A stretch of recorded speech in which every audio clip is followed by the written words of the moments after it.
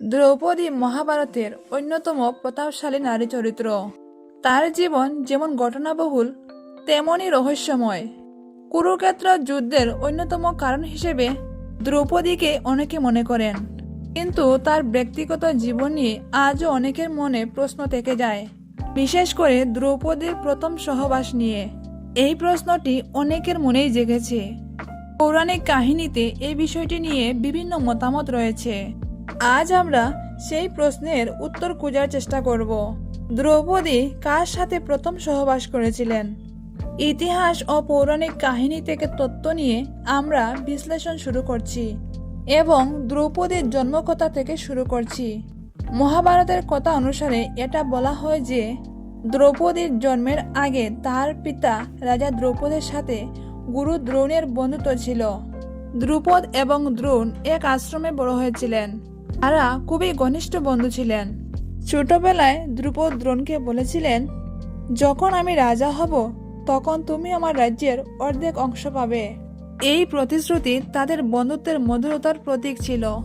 সময় পেরিয়ে যায় এবং দ্রুপদ রাজা হয়ে যান, কিন্তু দ্রোণ তখনও দরিদ্র ছিল। তিনি তার স্ত্রী ও পুত্র অশ্বত্থামা সহ খুবই কষ্টে দিন কাটাচ্ছিলেন।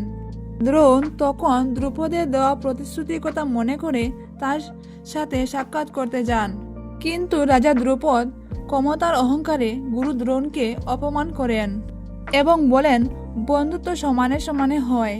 তুমি একজন দরিদ্র ব্রাহ্মণ আর আমি একজন রাজা, আমি কিভাবে তোমাকে অর্ধেক রাজ্য দিতে পারি? এই অপমান গুরু দ্রোণ সহ্য করতে পারেননি। তিনি প্রতিশোধ নেওয়ার সিদ্ধান্ত নেন। এরপরে তিনি কৌরব ও পাণ্ডবদের অস্ত্র শিক্ষা দেন এবং অর্জুনকে নিজের সেরা শিষ্য হিসাবে গড়ে তোলেন। অর্জুনের সাহায্যে গুরু দ্রোণ রাজা দ্রুপদকে পরাজিত করেন এবং পাঞ্চালের অর্ধেক রাজ্য দখল করেন। কিন্তু রাজা দ্রুপদ এই অপমান ভুলতে পারেননি এবং দ্রোণকে পরাজিত করার জন্য একটি মহাশক্তিশালী সন্তান পাওয়ার পরিকল্পনা করেন এবং তার জন্য তিনি একটা মহাযজ্ঞের আয়োজন করেন এবং যজ্ঞে আহুতি দিতে দিতে তিনি এক পুত্র সন্তানের কামনা করেন। এর ফলে অগ্নিকুণ্ড থেকে দৃষ্টদ্যুম্ন এবং দ্রৌপদী বেরিয়ে এলেন। দ্রৌপদী রাজা দ্রৌপদের কন্যা ছিলেন বলে তার নাম রাখা হয় দ্রৌপদী। আবার তাকে যজ্ঞসিনীও বলা হয়, কারণ তিনি যজ্ঞ থেকে বেরিয়ে এসেছেন। রাজা দ্রৌপদ সংকল্প করেছিলেন যে তিনি এমন একজন যোদ্ধা পাত্র নির্বাচন করবেন যিনি দ্রোণ ও কৌরবদের বিরুদ্ধে যুদ্ধ করতে সক্ষম হয়। এই জন্য তিনি দ্রৌপদীর জন্য একটি কঠিন স্বয়ংবরের আয়োজন করেন। সেখানে মগধ, তেজি, কলিঙ্গ এবং হস্তিনাপুরের কৌরব ও পাণ্ডবরা এই স্বয়ংবরের খবর পেয়ে সেখানে উপস্থিত হন। কিন্তু সেই সময় পাণ্ডবরা নিজেদের পরিচয় গোপন করে ব্রাহ্মণ বেশে জীবনযাপন করছিলেন। প্রতিযোগিতা শুরু হওয়ার পর অনেক রাজা মহারাজা স্বয়ংবরের শর্ত পূরণ করতে ব্যর্থ হন। দুর্যোধন ও কর্ণ অংশগ্রহণ করেন, কিন্তু দ্রৌপদী কর্ণকে তিরস্কার করেন এবং বলেন, আমি একজন ক্ষত্রিয় রাজকন্যা, আমি একজন সুতপুত্রকে কেন বরণ করব? অবশেষে ব্রাহ্মণ বেশে থাকা অর্জুন দ্রৌপদীর স্বয়ংবর সভায় উপস্থিত হন এবং অর্জুন ধনুকটিকে তুলতে সক্ষম হন এবং শর্ত পূরণ করে মাছের চোখে তীর নিক্ষেপ করেন। তারপর দ্রৌপদী অর্জুনকে সসম্মানে বরণ করেন। অর্জুন সহ 5 পাণ্ডব দ্রৌপদীকে নিয়ে তাদের মা কুন্তির কাছে যান, কিন্তু ঘটনাক্রমে কুন্তি না জেনে বলে ফেলেন, যা এনেছো তা 5 ভাইয়ের মধ্যে ভাগ করে নাও। মাতা কুন্তির এই কথা শুনে চিন্তায় পড়ে গেলেন পাণ্ডবরা। তখন ভগবান শ্রীকৃষ্ণ সেখানে উপস্থিত হন এবং তিনি বললেন, দ্রৌপদী পূর্বজন্মে একজন ঋষিকন্যা ছিলেন। তিনি যখন বিবাহযোগ্য হলেন তখন তার বিবাহ কোনো ঘটনাক্রমে বন্ধ হয়ে যায়। তখন তিনি ভগবান শিবের তপস্যা করতে লাগলেন এবং ভগবান শিবের কাছে বর চাইলেন তিনি যেন 5 গুণের অধিকারী কোনো এক পুরুষকে বিবাহ করতে সক্ষম হন। কোনো এক মানুষ 5 গুণের অধিকারী হতে পারে না, তাই শিব তাকে পঞ্চস্বামীর বরদান দেন।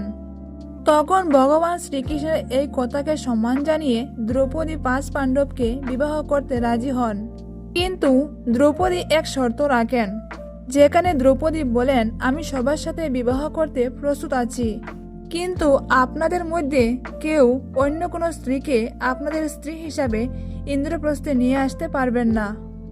এই জন্যই পঞ্চ পাণ্ডবের স্ত্রী হিসাবে দ্রৌপদী একমাত্র ইন্দ্রপ্রস্থের রানী ছিলেন। দ্রৌপদী এবং পাণ্ডবদের বিবাহের পর একটি বিশেষ নিয়ম স্থাপন করা হয়, সেটি কুন্তী এবং দ্রৌপদের সম্মতিক্রমে নির্ধারিত হয়। নিয়ম ছিল দ্রৌপদী প্রতিটি পাণ্ডবের সঙ্গে 1 বছর করে অবস্থান করবেন। এই নিয়ম তৈরি করা হয়েছিল যাতে কোনো বিরোধ বা অসন্তোষ তৈরি না হয় এবং সবাই সমানভাবে দ্রৌপদীর সান্নিধ্য পান। তবে কে দ্রৌপদীর সাথে প্রথম রাত কাটাবে তা নিয়ে চিন্তায় পড়লেন 5 পাণ্ডব।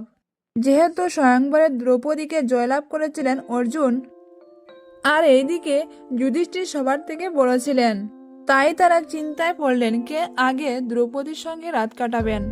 তখন মাতা কুন্তী ও বেদব্যাস সেখানে উপস্থিত হলেন এবং তারা নির্ণয় নেন যেহেতু যুধিষ্ঠির সবার বড় ভাই, তাই তিনি দ্রৌপদীর সাথে প্রথম রাত কাটাবেন। যুধিষ্ঠির পাণ্ডবদের মধ্যে সবার বড় ভাই এবং সকলের মধ্যে বুদ্ধিমান ও ন্যায়পরায়ণ। এটি পরিবার ও সামাজিক নিয়ম অনুযায়ীও যথাযথ ঠিক ছিল।